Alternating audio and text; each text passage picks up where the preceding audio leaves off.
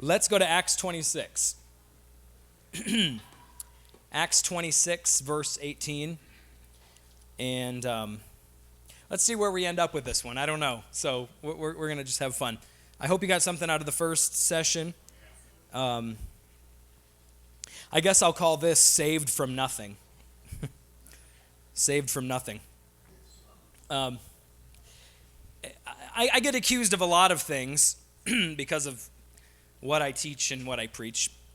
But one of the accusations I get most often is that I preach a gospel in which Jesus dies for nothing. I preach a gospel in which Jesus dies to save us from nothing, and in which we're literally saved from nothing. I get that all the time because I don't emphasize penal substitution, wherein the wrath of God is said to be dealt with and cast off, and I don't emphasize any sort of post-mortem punishment. And so, I don't emphasize original sin in the Augustinian sense of the word. So I often get that accusation that you're just preaching a gospel in which Jesus saves us from nothing. So let me just go on the record and say it loudly and clearly and boldly that I do in fact believe that Jesus saves you from nothing. Now we'll talk about it a little bit. So let's go to Acts 26, and that'll make a nice little soundbite for someone out there. Isolate it from the rest of the message. Feel free to discredit me. I don't mind. Acts 26, and let's go to verses 18 and 19 maybe. We'll just see. Let's stay in verse 18. And Paul says this. He's recounting his conversion experience, and he's explaining what it is he was called to do. And he says he was called to open their eyes, the eyes of the Gentiles, so that they may turn from darkness to light, from the power of Satan to God, that they may receive forgiveness of sins and a place among those who are sanctified by faith in me or faith in Jesus. So Paul says the first thing on the list of things he's commissioned to do is to turn individuals from darkness to light. Now, the thing about darkness is insubstantial.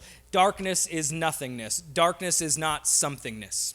You can't measure darkness. Darkness is nothingness. Light can be measured. Light is substantial on some level. Light is a wave. Light is made up of photons. Light is substantial, but darkness is nothing more than a relative lack of light. A shadow isn't something. A shadow is merely a two-dimensional reverse projection that only it results from light being hindered or blocked in some way. Light is something, but darkness is nothing.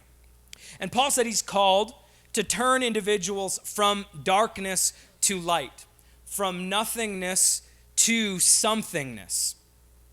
And then he goes on to list what other, he goes to give parallels to what this nothingness and somethingness is. From Satan to God. From sin to sanctification.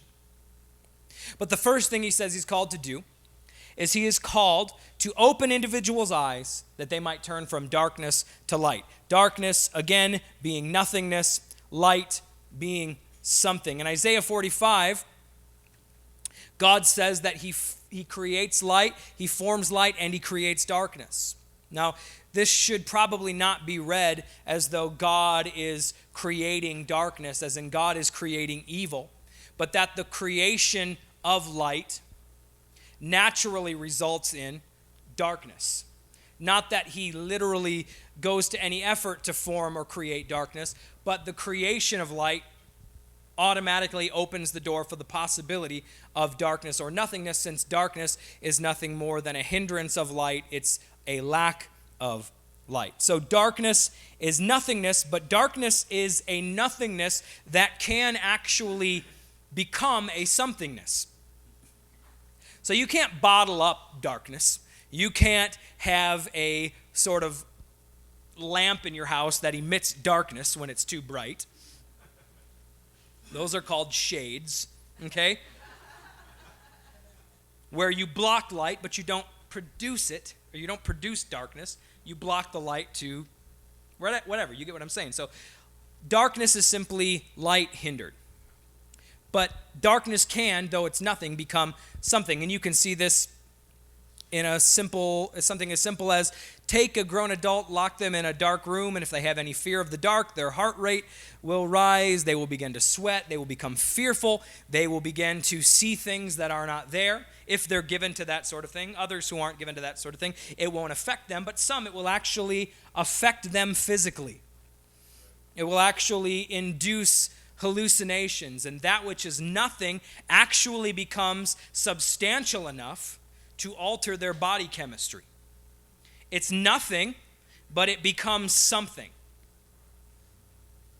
Now, take darkness and think of it in terms of evil. And think of the Islamic State. Think of ISIS. We look at them, and that is the very definition of evil in most of our minds, right? Let's say they get a hold of some nuclear weapons, and somehow they are able to target all other regions of the earth other than those they occupy, and they are able to do away with all those who do not hold to their ideals. That's a manifestation of darkness. That's evil. Yet if the nukes malfunction and they end up blowing themselves and everyone else up, there will be nothing left of their darkness. There won't be this little sizzling pool of black liquid where they once stood, which is the darkness that motivated their deeds. It will cease to be when they cease to be. Revealing what? The darkness that motivated this external calamity is really nothing, but the external calamity testifies to the fact that nothingness can become somethingness.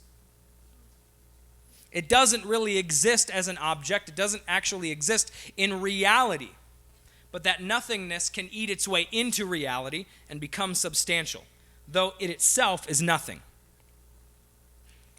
Does that make sense? Now, let's go to Genesis chapter 3, and let's go to verse 1.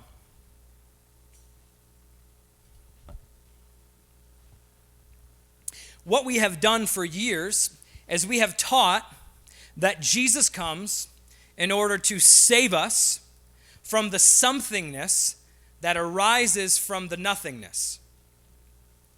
We teach that Jesus saves us from the something, the substantial thing that emerges from the nothingness, from the darkness. But we never address the darkness or the nothingness itself. And so the somethingness that emerges from the nothingness continues to flourish, because we only address that which emerges from the nothingness. Now let's look at Genesis chapter 3, verse 1 as an illustration for this. Now, we don't need to read this literally as though this is a literal recounting of humanity's origins. You can read it that way if you choose to. That isn't how I read it, but we can use it as a metaphor for that either way. So let's go to Genesis 3 and begin in verse 1. And it says, "Now the serpent was more crafty than any other wild animal that the Lord God had made." Now notice here, the serpent is not the devil. It's a wild animal that the Lord God had made. It's a device in the story. Okay? "The serpent was more crafty than any other wild animal that the Lord God had made. And he said to the woman, 'Did God say you shall not eat from any tree in the garden?' And the woman said to the serpent, 'We may eat of the fruit of the trees in the garden, but God did say, you shall not eat of the fruit of the tree that is in the middle of the garden, nor shall you touch it, or you shall die.'" Now the way that the serpent begins the conversation with the woman is by putting an emphasis on prohibition. Did God really say you can't eat from any tree in the garden? And she says, no, God didn't say we can't eat from any tree in the garden. He simply said we can't eat from or touch this tree or we will die. But the serpent begins the conversation by he frames the conversation in prohibition. And what that immediately does is excite desire, right? Because when you tell someone they can't have something or they can't do something, they immediately want to do it more than anything else. Right? You put a child in a room and there's like a box with a big red button on it, and you tell them, whatever you do, don't push that button. It won't be but 2 or 3 minutes until they push the button.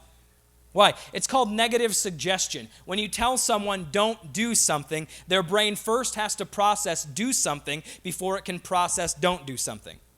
So if I tell you don't think of a pink elephant, the old illustration, you immediately think of a pink elephant. Why? Because your brain first has to construct the thing that it's not supposed to think of before it can process, don't think of this.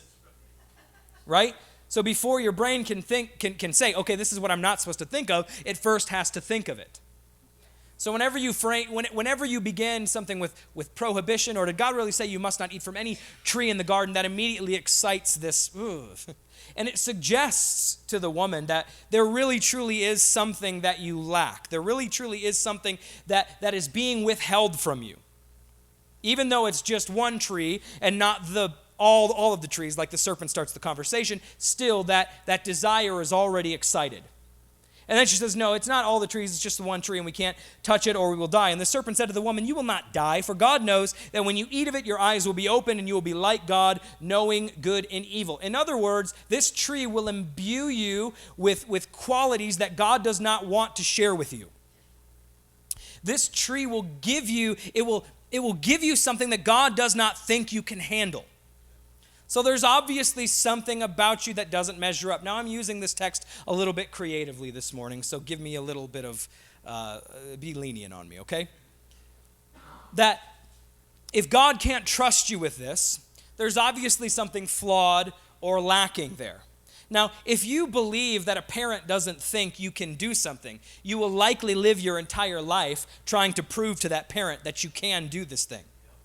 And even long after they're dead, you will continue trying to prove to them that you can do this. And so when the woman is told God can't trust you with the qualities this tree will imbue you with, it makes her want it all the more.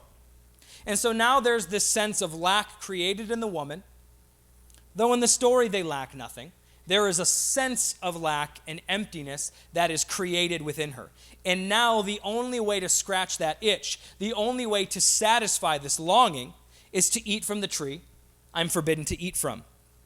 And so when the woman saw that the tree was good for food and that it was a delight to the eyes, and that the tree was to be desired to make one wise, she took of its fruit and ate, and she also gave some to her husband who was with her, and he ate. And then the eyes of both of them were opened, and they knew that they were naked, and they sewed fig leaves together and made loincloths for themselves.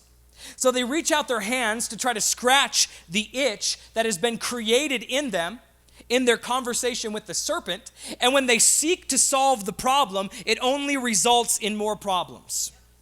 It's like being awoken in the middle of the night by your kid who's pranking you by telling you the house is on fire. There really is no problem to begin with, but you fly out of bed with such fury, you fall down the stairs and break your neck. There wasn't a problem to begin with, but when you tried to solve the non-problem, it resulted in more problems, like death.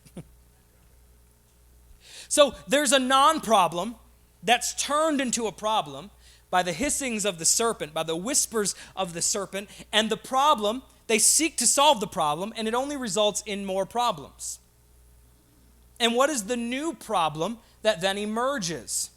They realize that they're naked. Now, in the story, their nakedness hadn't been an issue. They were created naked. God knew about all of those parts. Supposedly formed them out of clay. You know?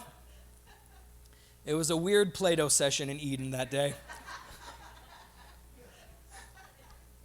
God knew all about that. He created them in that state. He didn't provide them with little jumpsuits that they just took off at some point. You know, in the story, God had known them this way. But now, all of a sudden, after they seek to solve a non-existent problem, another non-existent problem arises. Now their nakedness is something to be ashamed of. Now it's something that they have to hide from God because of, and that God has to come looking for them. Because something that was nothing became something to them. Literally nothing. Nakedness. Nothing became a something to them. I mean, nakedness is literally nothingness, right? There's nothing there. But when they sought to solve one non-existent problem, it gives birth to another non-existent problem. And now our very beings, nothingness, is a problem. It's something to hide from God because of. And so it results in shame, and it results in the necessity for coverings. So you see how nothing literally becomes something in the story. It's darkness, it's shadow, it's nothingness, but it becomes substantial when it works itself out in their lives. Are you guys still here? Now, how do I say this? The nothingness we are born into is what gives birth to the somethingness that we call sin. There is this sense of lack. There is this sense of missing something and not possessing something and of being disapproved of. That's something that occurs naturally. But when you take that and you rear it in a system that teaches you that you are literally born having inherited the guilt of the world's first couple and are so despicable in God's sight that the only solution he could come up with was to burn you forever. And you're taught from infancy that is how God sees you, unless, of course, they bring in the whole age of accountability thing, which is just simply a way we deal with the immorality of the God we worship.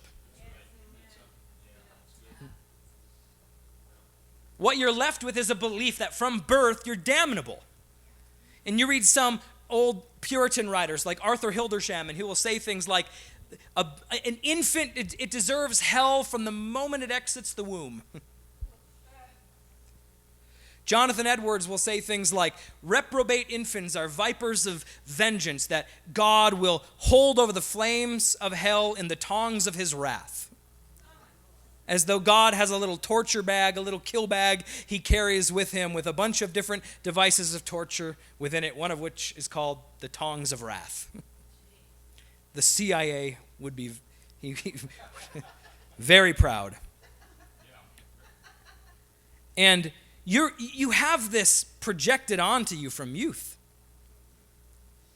Now, you might not have that projected onto you because we've grown a little bit and we realize it's kind of uncivilized to talk like that. But we still teach children that they need to be saved. And I have to tell you, every time I see a child respond to an altar call, I want to find a garbage can and vomit. Why? Because you are telling them essentially, without telling them, you are implying without coming right out with it, that there is something so despicable about their very being that they have to be saved from the wrath of God. That this little child, God views it as being wrathworthy, hell-worthy, damnable. I mean, is there anything more sick and twisted and demented than that? And what once used to make my heart skip a beat now makes me want to vomit. Because this is what we're implying without coming out and saying it. And so there's already this sense of loss, this sense of brokenness, this sense of lack that we all carry into life. And then the problem is exacerbated by systems that grow out of that very sensation, that nurse them and turn them into something much bigger and greater. And we create even this whole issue of a sinful nature that you possess, that is on the inside of you trying to claw its way out. Even though Cain is told that sin was at the door trying to get in, not on the inside trying to get out. And if you really wanted to make a point about total depravity and original sin in that regard, the Cain and Abel story would have been the best place to do it, since we're close to the beginning and all. But instead, sin was something on the outside trying to get in. But we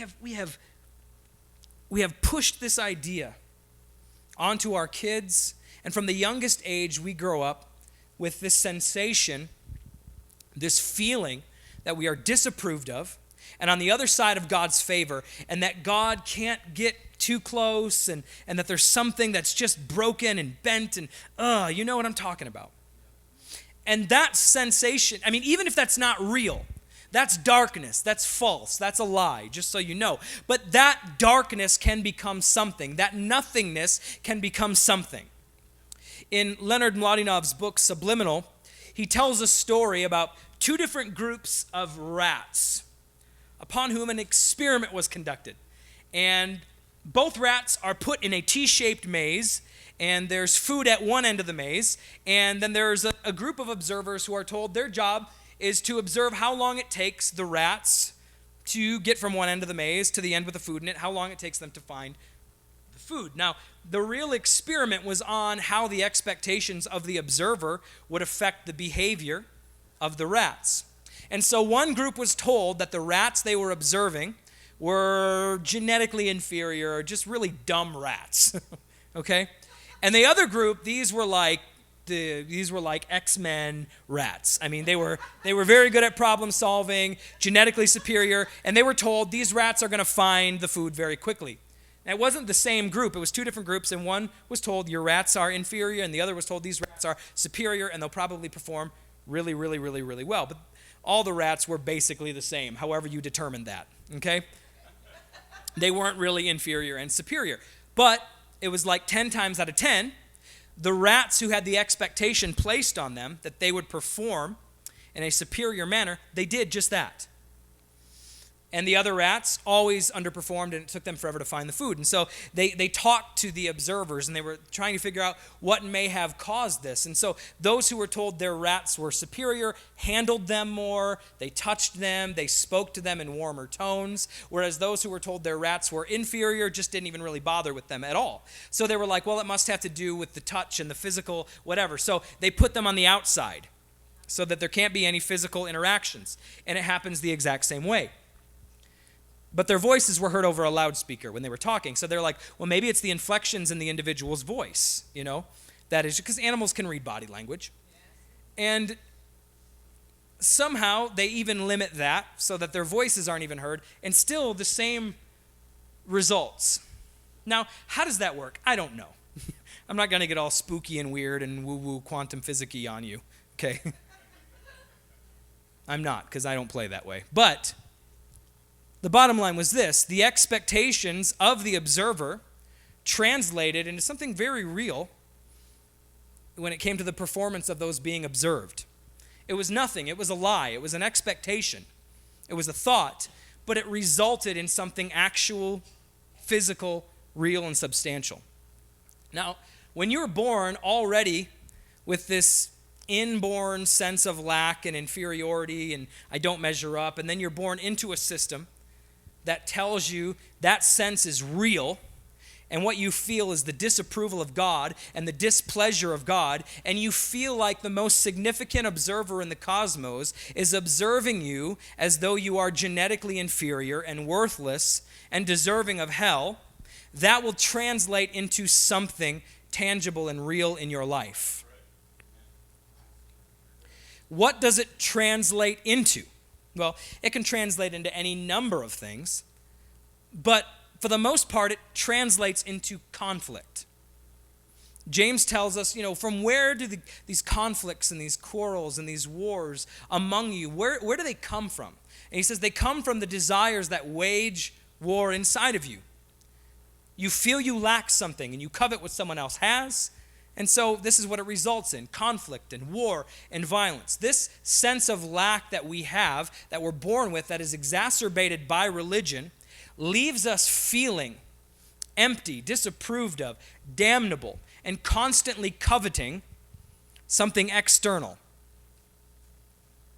And so we seek it, but in the process of seeking it, we end up killing one another. And if you're just talking about church folk, it might just look like a church split. But when you're talking about nations, it looks like war. But this is how nothing becomes something. There's this angst within us. There's this itch we have that we are desperately seeking to scratch or to have scratched. And it leads us to see someone else has the thing that I need. And then we seek to conquer that individual, to have our itch scratched, only to find out the itch remains. And you know what? The person that you're looking at when you think they have what you want, they're looking at you thinking you have what they want too, by the way. Every couple knows that couple that are actually really nice people, but that you hate. And it's because they just always have everything together.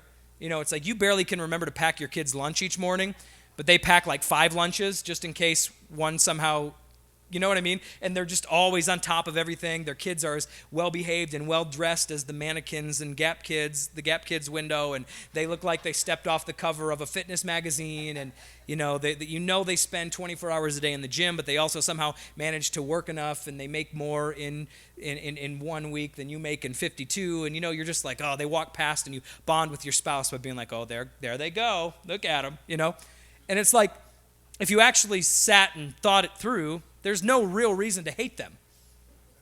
They're nice. You like them, but you hate them because you're not them. You hate them because you wish you were them. But the truth is, they might be looking at you and thinking they wish they were you, because they might be stressed out and they might wish they could be a little bit more low-key. So we're always looking at people and we're hating them because we desire what they have, but they're probably looking right back at us, hating us because we have what they wish they had. And this is how the world goes to crap. Because we have this sense of lack, this darkness, which is really nothing. It all stems from a lie. There's no real lack there to begin with. But religion comes along and fosters that sense of lack and tells us it's real and it's true and it's representative of the disapproval of God and the displeasure of God. And then it turns into something else. And you don't even necessarily have to be religious, quote unquote, to have that problem exacerbated within you. That idea has gone airborne and it's in the air now. You don't have to work in the labs where these viruses are actually handled to catch that anymore. The idea is in the air, even in irreligious contexts now. And so you can catch that same virus. And so there's this angst created within us that causes us to fight and quarrel and destroy one another. But at the center of it is nothing. James says external quarrels come from internal quarrels that result from desires waging war within us. What's at the bottom of desire? Nothing. A sense of lack. That's why there's a desire.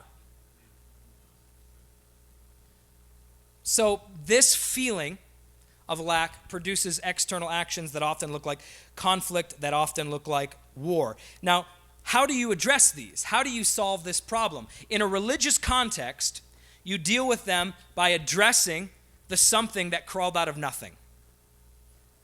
And you teach that Jesus came to save you from the wrath of God, stored up against the something that crawled out of the nothingness. And so we seek forgiveness from the somethingness that we see that crawled out of the nothingness, and we feel a little bit of relief, but it never actually touches the problem. The itch remains, the chasm remains, because the darkness and the nothingness has not been dealt with. Only the somethingness that crawled out of the darkness has been dealt with. And so how does Jesus deal with this? Well, in John chapter 1, we're told that Jesus, let's just read it. In John chapter 1, verse 1 through wherever I stop, it says, "In the beginning was the Logos, and the Logos was with God, and the Logos was God. And he was in the beginning with God, and all things came into being through him. And without him, not one thing came into being. What has come into being in him was life.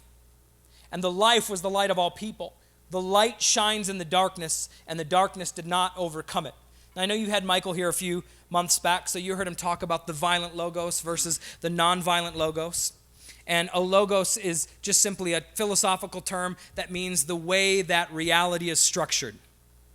And so Heraclitus first uses the term to describe the way that the world is structured, and he uses the word logos to speak of this idea of conflict between dueling opposites, and that's what kind of keeps the world turning. And he says Homer was wrong in the Iliad when he said, "Oh, that strife would cease among gods and men." He says, "For there would not be harmony without high and low notes, nor living things without male and female, which are opposites." So in Heraclitus' understanding of the Logos, there always has to be conflict in order for there to be order.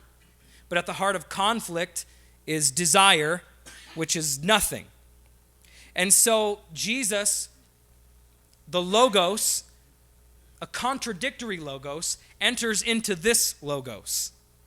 Jesus, a structuring principle, enters into our world that is structured after a certain principle, but he contradicts it. Okay? He doesn't come to confirm it, and he doesn't come to play by its rules. He comes to contradict it, reveal it to be wrong so that it can be overthrown and done away with. And we can learn a new way of living and a new way of existing. And the way that he deals with this is it says the light shines in the darkness, and the darkness does not overcome it. The way that Jesus deals with this conflict that emerges from this sense of nothingness or darkness is not by coming and dealing with darkness as something substantial, but by coming and illuminating the darkness to reveal it to be nothingness.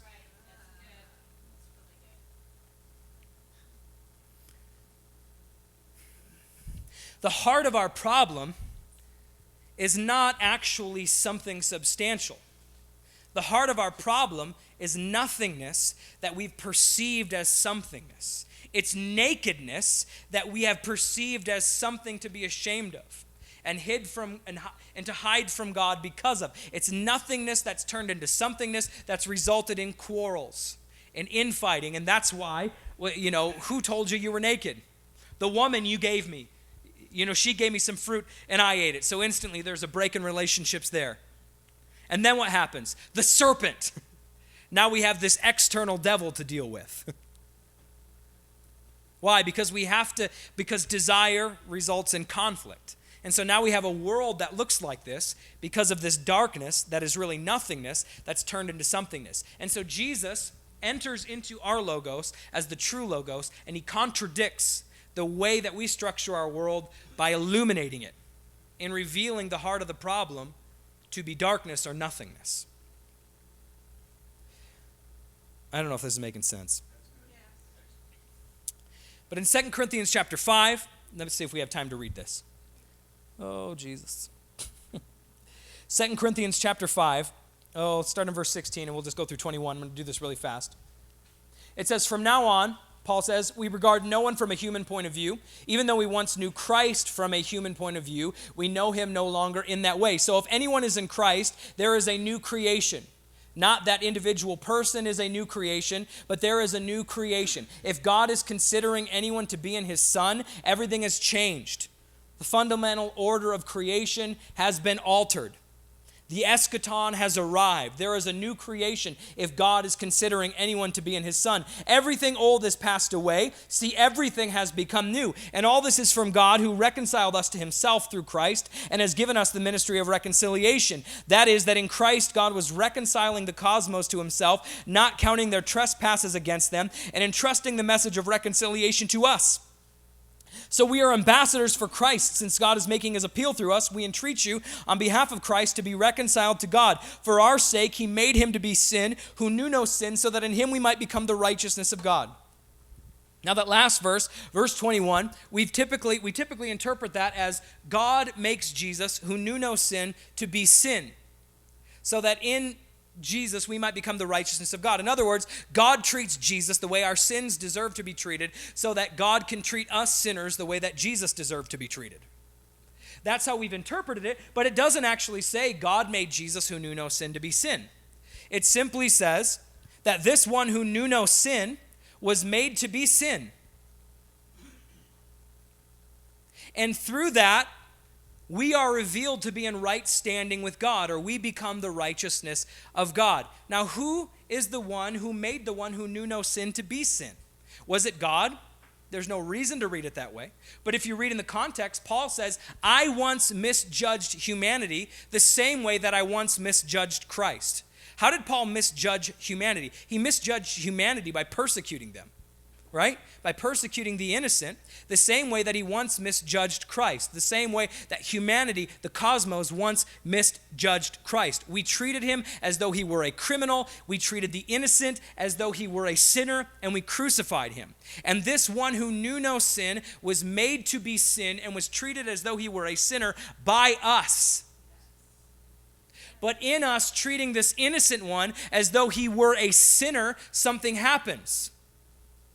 We become the righteousness of God. We are revealed to somehow be in right standing with God. How does our murder, how does the cosmos murder of the innocent Son of God reveal us to be in right standing with God? It certainly doesn't reveal that we did the right thing, but it reveals that as far as God is concerned, We are in right standing with him. Why? Because he reconciled the cosmos to himself by not counting their trespasses against them. And so the cross is the murder of God, which God instantly forgives, which God says, there's no issue here as far as I am concerned. I do not hold this. Even your greatest offense, this act of deicide, I do not hold against you. And if I don't hold this against you, I held nothing against you. We are revealed to, from God's perspective, be in right relationship with him because the worst of our offenses he's not holding against us. Saying what to us? That as far as God is concerned, your individual sins are forgiven and they're nothingness. That there's really nothing there as far as God is concerned. That's why Jesus in Hebrews 9 and 10 is said to do away with the law, because it's only the law that framed certain actions as sin and condemned for them. As far as God was concerned, they were dead works, but we were hindered from serving the living God because our consciences were enslaved to dead works. And so the system that constantly breathes life into things that God calls dead had to be done away with, because nothing was constantly being made into something. And so in Jesus, sin, it's not the somethingness of sin that is dealt with. Let me say it this way. It's not the something that crawls out of darkness that is dealt with. It's the nothingness. It's the lie that God is against us. It's the lie that God has permanently given us the cold shoulder. It's the lie that we are somehow separated. That is dealt with. It's the darkness that is exposed, not the something that emerges from that darkness. It isn't the actions that result from the darkness that's dealt with. It's the darkness itself that is dealt with. The sense of God being other to us, the sense of us being on the other side of his good graces, that is what is dealt with. In Jesus, that is illuminated. The problem is revealed as nothing, as being nothing.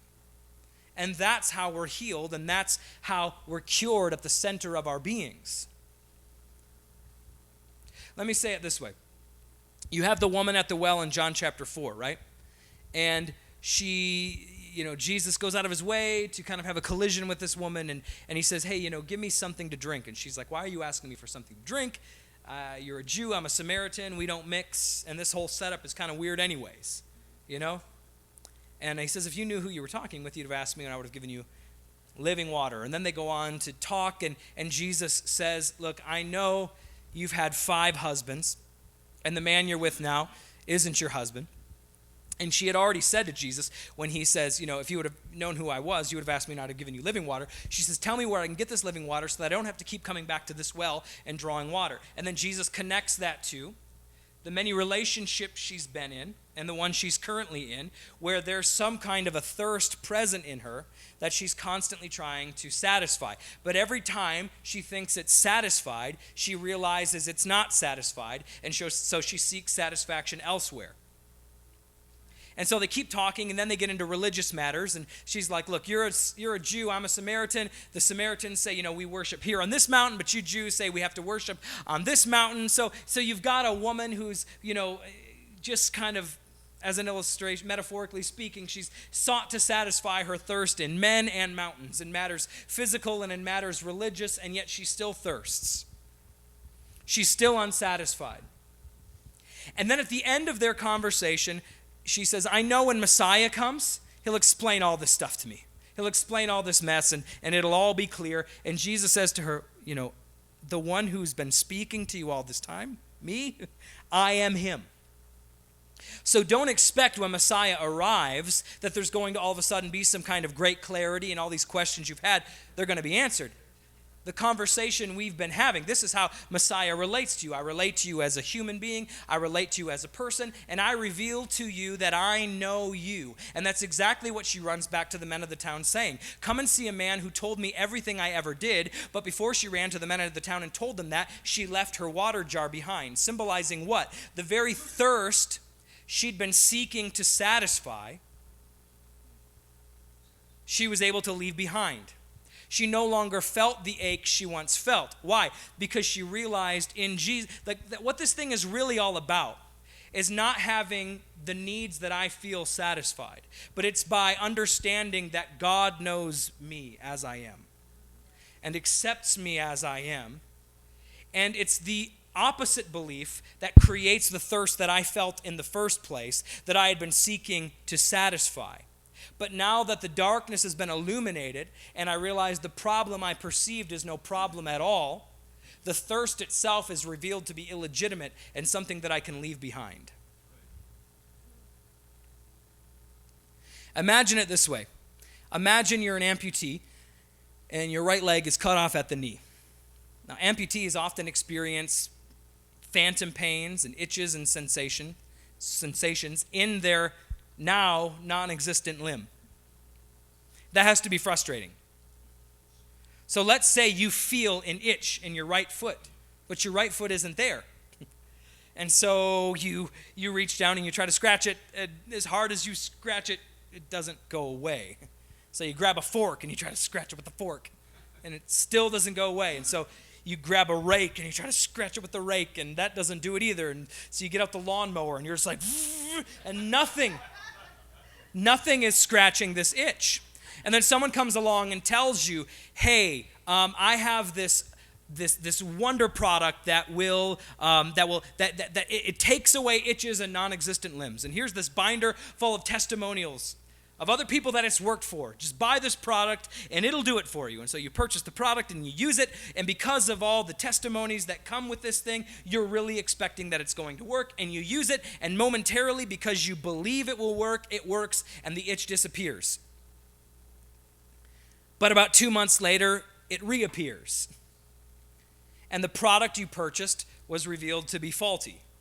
And so now you have this long list of things that don't work. This is how humanity understands our gospel. Because there's this sense of lack, there's this itch that we feel. And you seek to satisfy it in relationships like the woman at the well.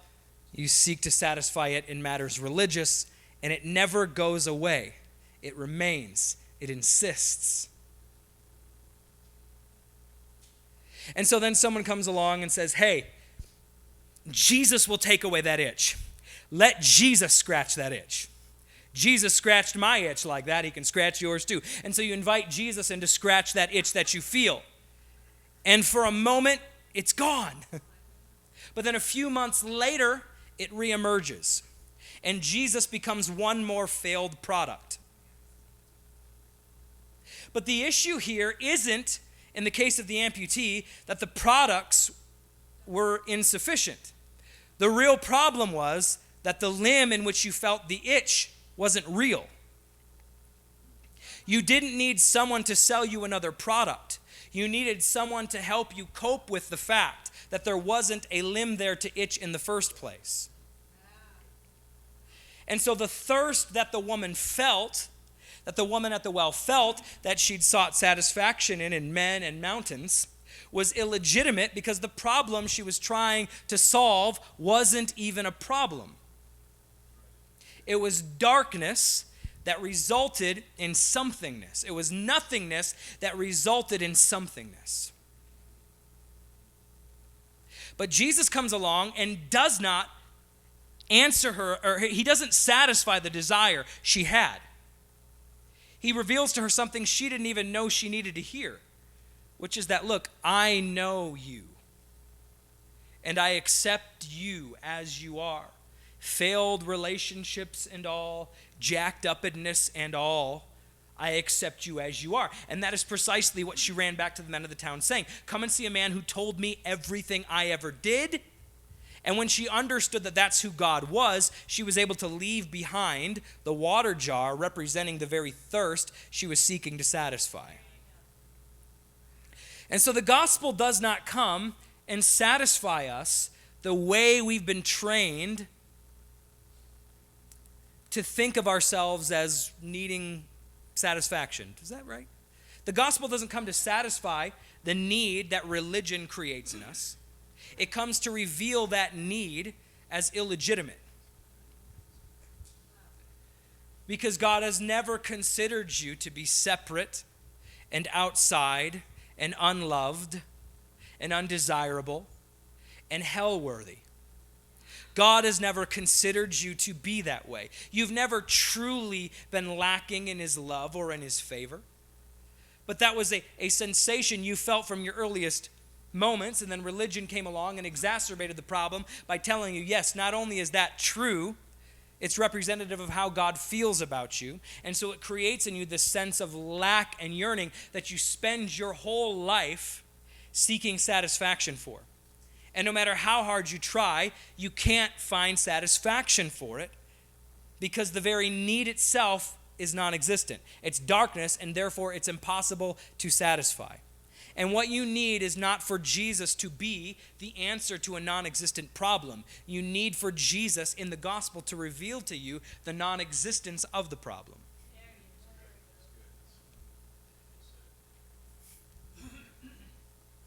Religion thrives on telling you that the real problem is the something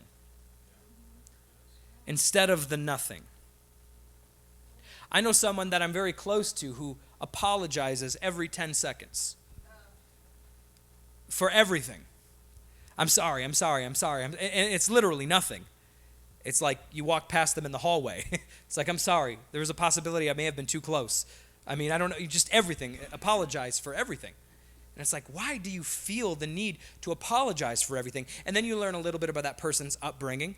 And from their earliest memories, they've felt unwanted. And I won't tell you the story of why, but who could blame them for feeling unwanted because of all the hell they'd been through? And then they're baptized into a religious system that says those feelings of being unwanted, that doesn't just deal with your father. That deals with your heavenly Father as well. That's a legitimate feeling. It's right and it's good that you feel that way. And so now, into their adulthood, they constantly feel the need to apologize because they feel guilty for existing. The problem is a non-problem. It's a lie. There is no real issue there. Their existence is not something to be apologized for. Their existence is something to be celebrated, but they were immersed in darkness in their earliest years, and that was fostered in religion, and so now it's resulted in this constant need to apologize, even just for existing in real life. I mean, do you understand what I'm kind of saying this morning? The gospel enters into situations like that, and they're going to be different person by person, but religion comes along and says, what you're feeling is right. It's good that you feel that way because it's truth. And here's how you deal with it. Jesus will be the answer to that problem. And you try to get Jesus to scratch your non-existent limb, and it feels good for a while, and then it pops back up. And that's when we're taught how to use faith to say, the itch isn't there. No, the itch has been scratched in Jesus' name. I confess, my itch has been scratched. I feel no itch, even though you still feel the itch. And you just keep pushing it down and pushing it down and pushing it down. Jesus does not teach you how to continually confess that a non-existent limb doesn't have an itch. Jesus comes and reveals in the gospel that the limb you feel the itch in doesn't exist. And gradually, the very thirst, the very need that you feel begins to dissipate and begins to vanish and it begins to go. And it doesn't happen overnight because the gospel doesn't work overnight. But this is what the gospel illuminates. Oh God, man. Can I have like 5 minutes? The whole reason that I wanted to say this in the first place, and I'm starving too, so believe me, I wish I would shut up, okay? But the whole reason I wanted to say this was this. I know this was kind of a long and maybe an odd message, but there was a point I wanted to make. The point I wanted to make was this. We have so religionized the concept of sin as a something that is to be ashamed of, that it's never anything that the actual problem never gets dealt with, because it's a something that is so shameful instead of a nothing that we need to expose to the light and find healing for. And so in religious communities, we gather together and we ignore our own brokenness and we act like that we don't have issues. We just, you know what I'm saying? We walk around confessing that there's no problem, I'm healed, I'm forgiven, it's all taken care of, blah, blah, blah. Meanwhile, there's this itch we're desperately trying to scratch that's resulting in all this kind of negativity and bad behavior and all this kind of stuff.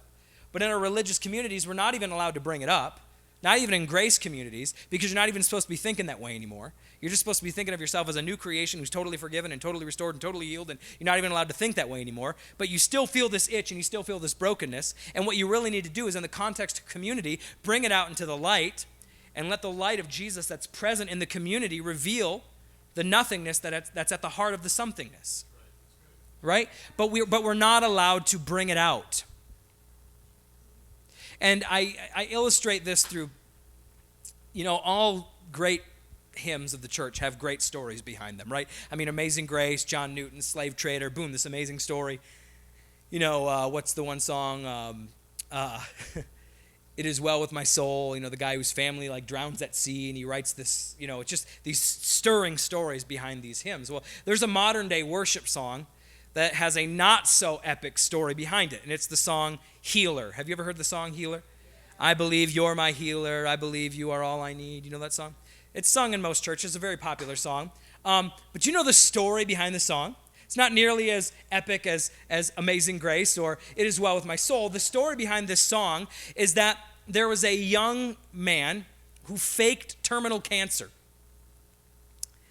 and told his wife, his parents, his church, that he was in the last stages of cancer and was dying. And so he builds this reputation as this minister who's dying of cancer, and he writes this song, Healer, and will stand on stage singing it with tubes in his nose, and everyone just stands and all look at this guy. He's about to die, but he's still confessing God is his healer. This is amazing. This is so inspirational. And the song goes viral, and the video goes viral, and it becomes a hit. But then he comes out later and says, here's the truth. I don't have cancer. I faked the whole thing. And I faked it because I'm addicted to deviant sexual activities, whatever. I'm addicted to porn. I'm addicted to having extramarital affairs and all this kind of stuff. And I've not been able to bring it out into the open and tell anyone about it.